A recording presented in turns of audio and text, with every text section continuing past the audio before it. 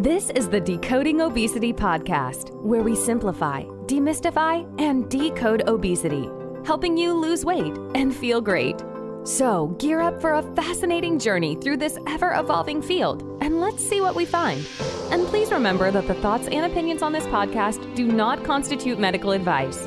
Don't forget to visit our website, www.decodingobesity.com, for show notes and more info. And now, here's your host of the Decoding Obesity podcast, Dr. Avishkar Sabharwal.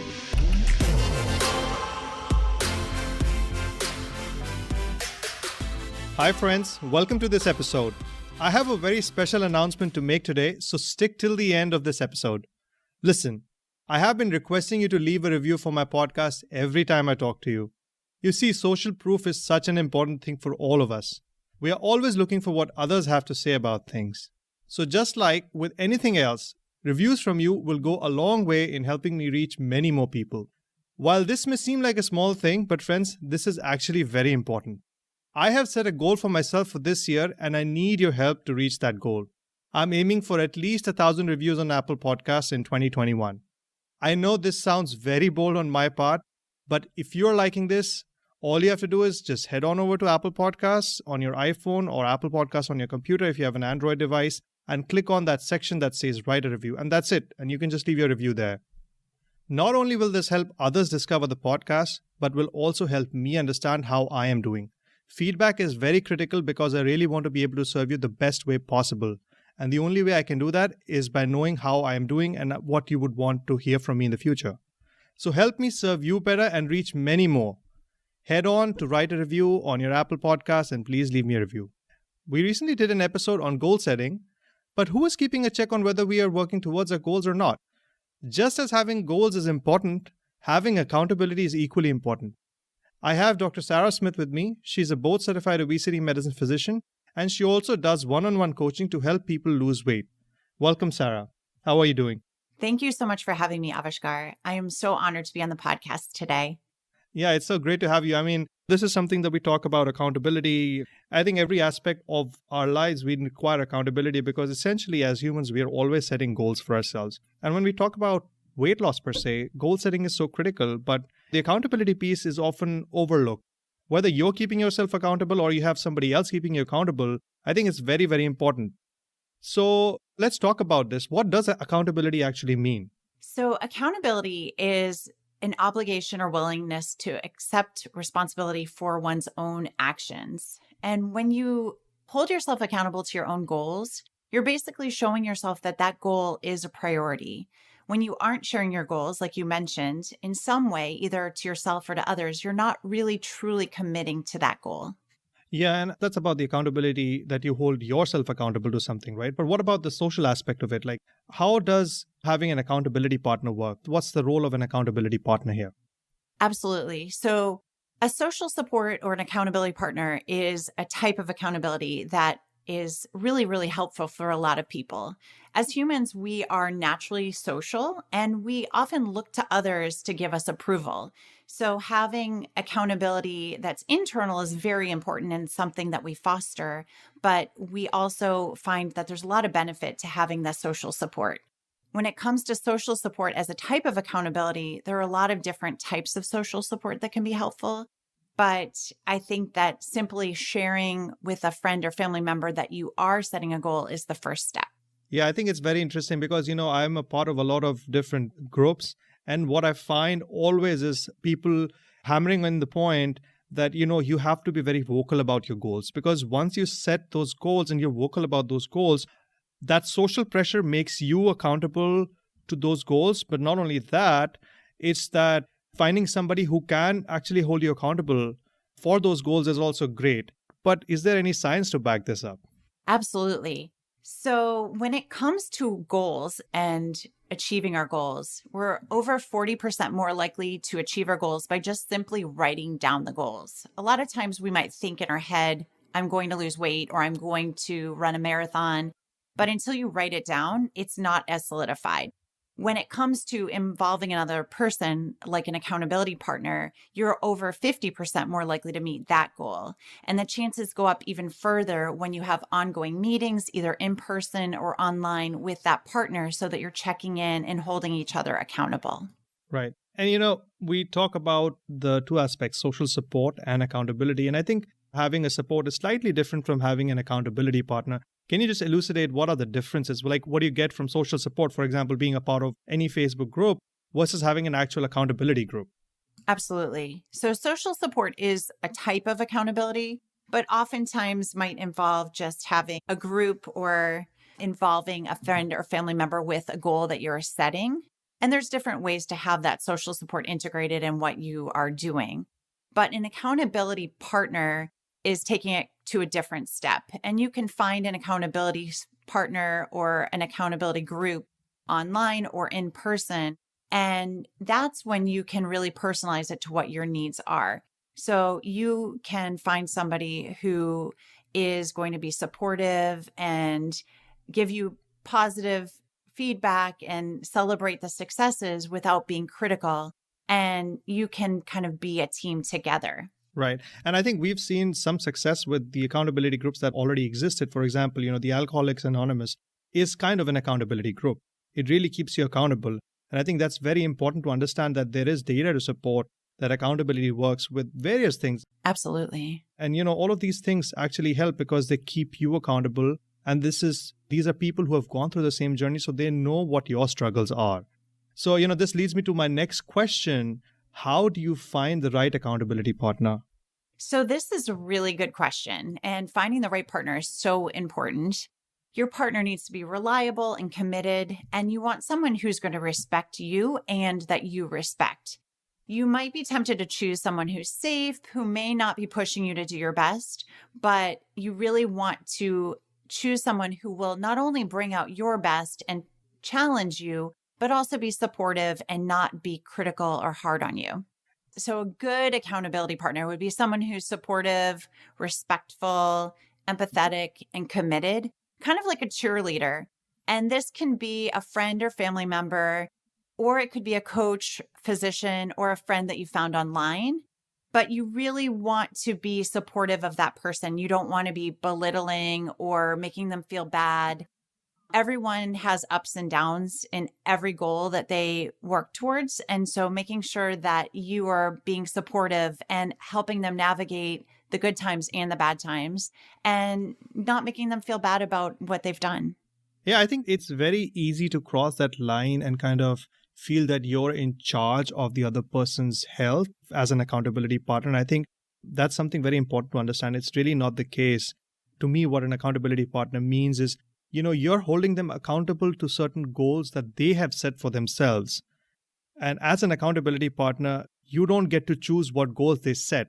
You just get to choose whether you're going to be keeping them accountable to those goals that they've set or not. And I think that's very important to understand that you do not cross that line as an accountability partner. What do you think? Absolutely. I think it's important to look for someone who has similar goals and similar challenges, but you don't necessarily need to define what their goals are. So one thing that I recommend if you're finding a new partner is to sit down at the beginning of your relationship or when you're setting those goals and really define what that's going to look like. So are you going to meet over text? Are you going to call once a week? Are you going to share your food diaries or your weights with each other? How are you going to hold each other accountable? And you want to be really clear with not only what your goals are, but what are the obstacles that normally come up for you, and just make sure that you're all on the same page before you get started. Yeah, and I think you bring up a very, very valid point. Like setting goals for yourself is one thing, but setting goals as an accountability group is something completely different, because you have to make it very clear to the other person what you're trying to achieve, because they don't know what you're going through. They don't know what you're thinking. And so actually to bring it forth and let them know that these are the goals that I'm trying to achieve. These are the metrics that I'm looking for. This is how frequently we're going to meet.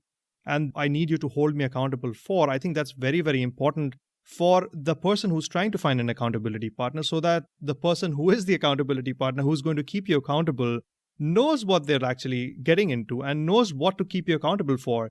Just saying that keep me accountable for eating healthy it doesn't do a lot because, it's a very, very vague goal that you're setting for the accountability partner, and it's not a fair goal to set, right? Absolutely. I think it's important that we share what our goals are, but also share how we're going to keep each other accountable with the healthy eating. Is that going to be, again, using a food diary or a food app that is shared? I have patients, for example, who use a certain app and they will add me to their friend list. So not only are they being accountable to themselves when they're logging the food, but then they know that I'm looking at what they're putting in as well, which adds another layer of accountability. And so that's something like that, where you share an app or you share workouts through different machines or through watches or fitness trackers. You can definitely use those together. But what I would say is make sure that everyone's on the same page as far as how you're going to utilize that and how you're going to check in with each other, frequency. Yeah. What are you measuring exactly? People should be very clear on what you're measuring, because what you may think you're measuring may not be what the other person thinks you're measuring. So you have to be very clear about what you're measuring to the person you're finding as an accountability partner. And I think you raised a very valid point that having somebody who's going through the same journey or in the same stage may be helpful because they may have similar challenges and they may be able to relate with you much more at a much different level than somebody who's not at that level or who's not going through that phase. Absolutely. And I think sometimes having both can be really helpful, but having somebody who really understands, okay, I missed my workout, and then they've lived through that moment and how they can encourage their accountability partner to just get back into the swing of things. Where sometimes I think that accountability partner being just the trainer or a physician, sometimes they may not even fess up to their doctor that they missed a couple workouts. They might be more open to somebody who's going through the same journey as them. Right. And what are your opinions on having family as accountability partners or, having random people? I think sometimes we open up much more to people who we don't know than our close family members. What do you think? I think it really depends on the person and who it is, and if they have a healthy relationship as far as what your goals are. So sometimes family members can be hard critics of us. It really depends. I think sometimes our friends are more likely to be understanding, where a family member might maybe be supportive, but I think you want to make sure you're picking the right family member. Right. Yeah, definitely. It really depends on the personality of the person you're trying to recruit. I think that having a family member who at least understands, like if you're going to cut out flour and sugar from your diet, for example, and you don't tell your spouse that, or you don't tell a loved one as they're coming over for a holiday and they bring over something that has a lot of flour and sugar, they may not understand. So they may not be the accountability partner, but I think sometimes getting family involved in the process is a good thing. Yeah, I agree with you. And I know I was just curious, do you have patients who kind of bring their accountability partners along with them to you to kind of understand how this whole accountability thing works? Because, a lot of people don't know what an accountability is. And the impression that the other person may get is, oh, I'm in charge of what's going to happen in this person's life and this comes from a good place, actually. This honestly comes from a place of caring for that person, but it kind of sometimes gets to a point where the partner, the accountability partner, becomes a little more critical rather than supportive. So have you had patients bring in, other people so that they can understand what their role is? Absolutely. So I have some patients who bring their spouses in, especially for the first appointments, and they really want to get an understanding of what the goals are. And I think it's really helpful. What I find is really helpful is when spouses either come in together for an appointment or they come in separately and they have very similar goals, because then they can really have that clear goal and they can work together to achieve it. So I love seeing spouses. I love seeing family members. Sometimes I've had younger children of an adult's parent come in, and it just really helps get everyone on the same page. Yeah, and I think it's also important to understand that, obesity as a disease, the pathophysiology is very different from what people understand it to be.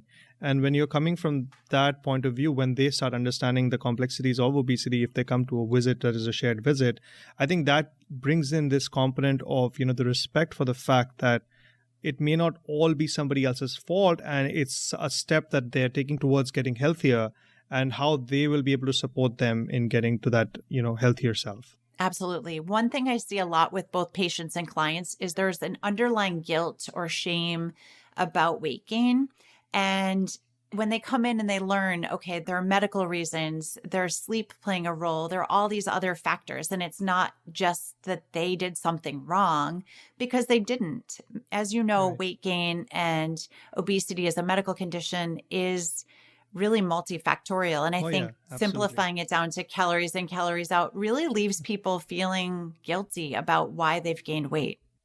So, yes, Sarah, I think it's interesting that you mentioned about the calories in, calories out, because, I actually did an episode early on in my podcast. And for listeners who've not listened to that episode, you can head on over to www.decodingobesity.com/EP6, because it was episode 6. And it was all about calorie counting, where I talk in detail about, what we know about all of these calories. And it's really much more than that, right? So having your accountability partner understand this really brings in a deeper respect for your struggles as a patient, and will probably help you have a better understanding and a better relationship with your accountability partner, right?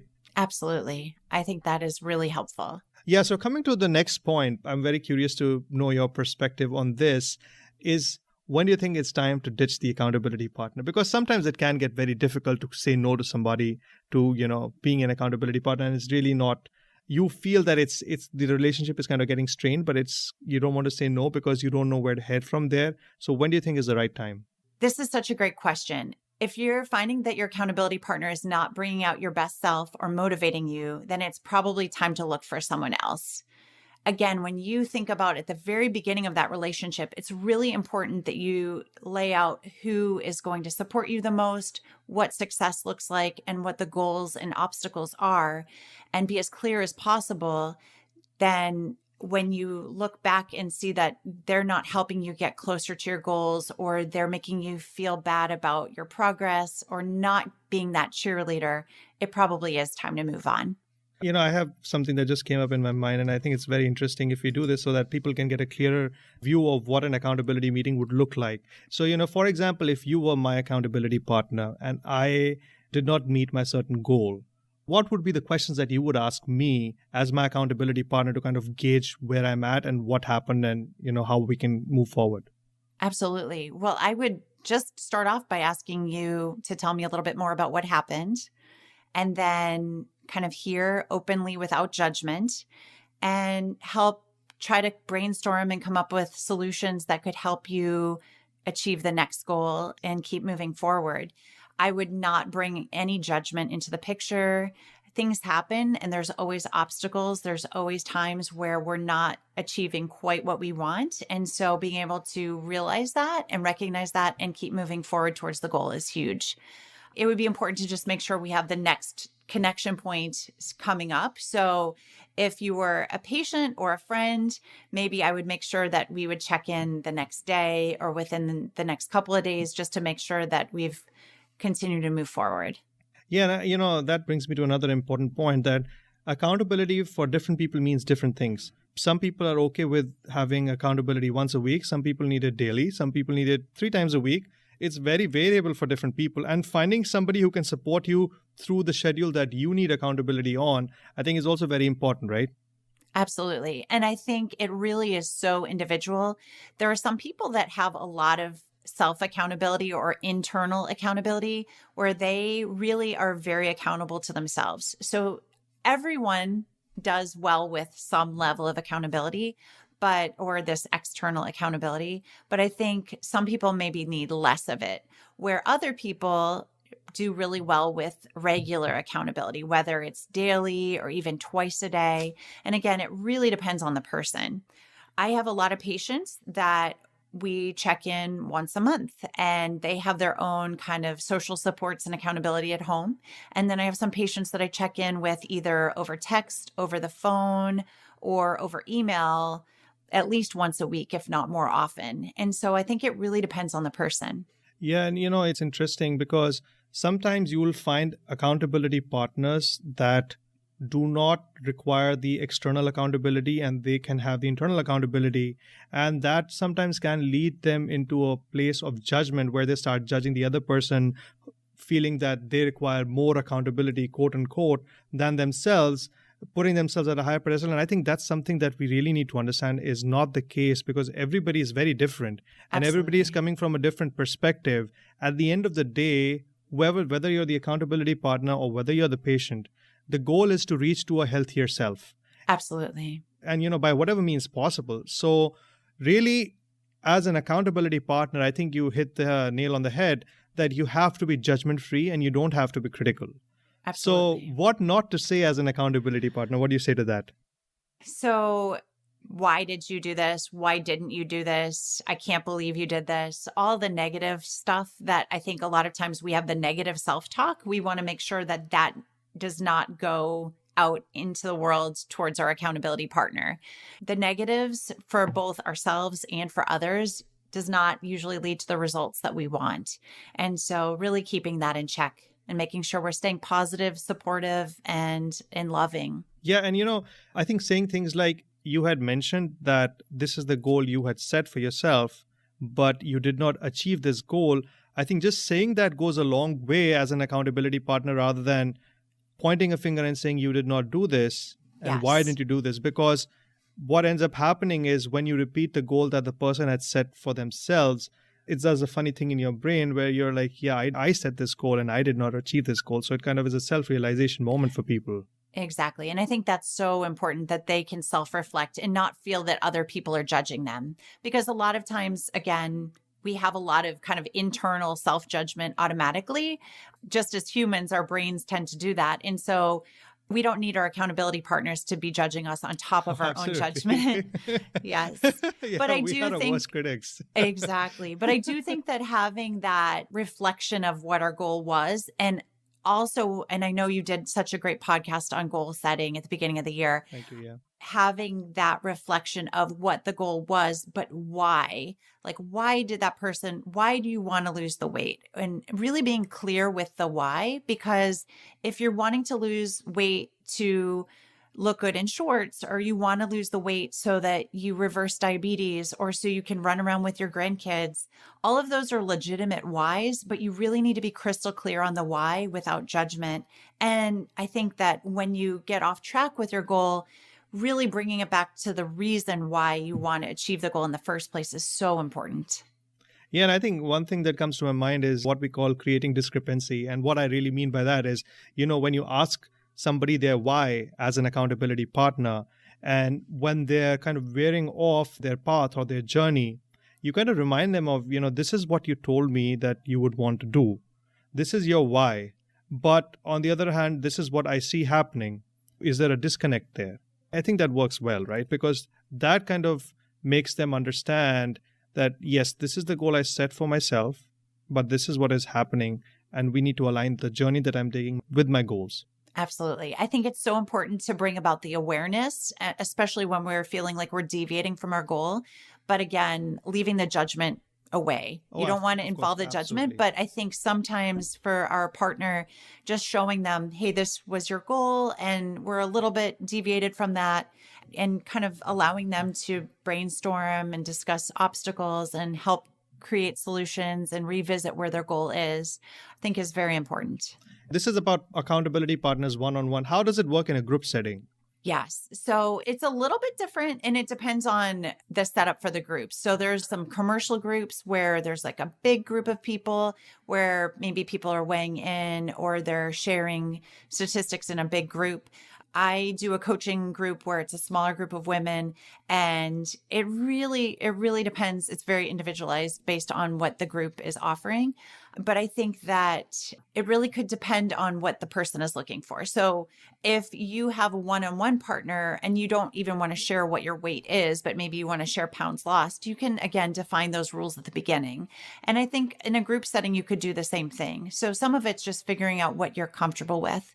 I think that it's important when it comes to group with accountability that you just make sure that the group is really looking towards the same types of goals. So if you join a group and the goal is to keep your calories as low as possible, and you're following a low carb plan where you're not tracking calories at all, then that may not be the right group for you. And so again, with both the one-on-one partners and the group, I think it's so important that you're at least on a similar page as far as generally what your goals are and what path you're going to be following. And is there a difference between, personal support versus online support? There are so many online groups popping up. I think they can be helpful, but what do you think? Yeah, I think both can be really helpful. I feel like with COVID, we have been kind of thrown into a lot more of the online options. And I have to say, I'm a big believer in both. And I think it really depends on the person. So I have a patient that wakes up at 4:30 every morning to meet a friend for a walk outside, distanced, and is accountable to that person. And I think that works for them.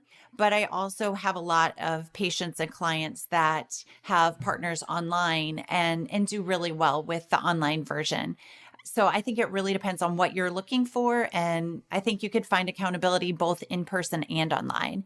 With my patients, I meet with them in person, but then a lot of our appointments are either over Zoom or they're over the phone. And I find that those are great check-ins as well. They're also just even having an appointment on the schedule is a point of accountability for them. Yeah, I think that's interesting. So the way I see this is that, you can have multiple accountability partners as well, right? You can have somebody who's in person, and you can also have an online accountability partner and have different goals that you're measuring with different accountability partners, right? And then you can also have a group kind of a setting where you meet whatever the frequency you're meeting at, and then you just have those minutes of the meeting wherein you have a set agenda that, okay, this is what we're going to discuss. And this is, if anybody's having certain challenges, we're going to discuss those challenges and how we can help each other overcome those challenges. It's really a supportive environment that you're creating to kind of help everybody win, right? Absolutely. I think the more connected we are with other humans, the more support we have, and making sure that they are the right supports. They're not going to be the people that are putting us down and making us feel bad and making us feel guilty. The people that bring us up, whether it's friends or family, it's someone you met on Facebook or a Facebook group, or if it's your physician or a coach that you have, I think all of those can serve as accountability for people. And again, ultimately, what we want is for people to have that kind of external accountability, but also be growing their own internal or self-accountability in the process. Because for sustained weight loss, we really want people to be able to feel like I'm doing this for myself. And while it really is helpful to have those other people supporting you along the way, I think that it's important to make sure you're focusing on supporting yourself in the process as well. Yeah, no, I think that's a very interesting point. And, something that just came to my mind was when you talk about in-person accountability, I think that to me looks like pure external accountability. When you're talking about online accountability, really the person is not in front of you. So they're not checking in on you or whatever. So I think that kind of does help inculcate a little bit of the internal accountability also. I don't think you can completely take the internal and external accountability and separate them completely, because you do need to have some amount of internal accountability. Even if you have that accountability to show up for an accountability meeting, it still shows that you have some amount of internal accountability to this, right? Absolutely. I agree 100%. I think that they're both integral and important in that long-term success. Yeah. Well, this has been a great discussion. Thank you so much, Sarah. I hope you all find this very useful. Now, talking about accountability, remember I had mentioned that I'm going to be introducing something very, very exciting. So I have some great news. I am starting something that I'm calling the Decoding Obesity Hangout. Now, this is a safe space for real discussions on obesity. People suffer from obesity. There's a lot of fat shaming that's going on in the society. So I decided to start this meetup. This is a monthly free meetup where we get to discuss challenges in your weight loss journey, find accountability partners, network with other people in different stages of their journey. So I want to extend a personal invitation to all of you who are listening to me to join me on my next Decoding Obesity Hangout. Now, I am limiting the number of guests that come to each meetup so that it can be a very effective meeting. But you're more than welcome to sign up for multiple meetings, and that's fine. The more you show up, the better it is for you. How you can reach there is just head on over to www.decodingobesity.com/hangout and get signed up for our next Decoding Obesity Hangout meeting. And remember, this is 100% free, and you can get to hang out with others in the same boat. Together, we can overcome obesity.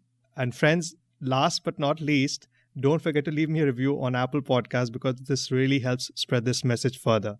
Well, that's all we have time for today. Thank you so much, everyone, for tuning in. And thank you again, Sarah, for joining me. I'll see you all next time. You've been listening to the Decoding Obesity podcast. Please remember, the information in this podcast should not be used in any legal capacity whatsoever. The thoughts and opinions expressed on this podcast are solely of the host and his guests and do not constitute medical advice. Views and opinions on this show do not necessarily represent the views and opinions of any organization. And that brings us to the end of the show. Thank you so much for listening in.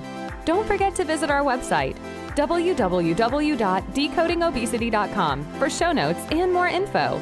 And if you've enjoyed this episode, please feel free to rate, review, and subscribe on your preferred podcast listening platform. We really appreciate that effort. Until next time.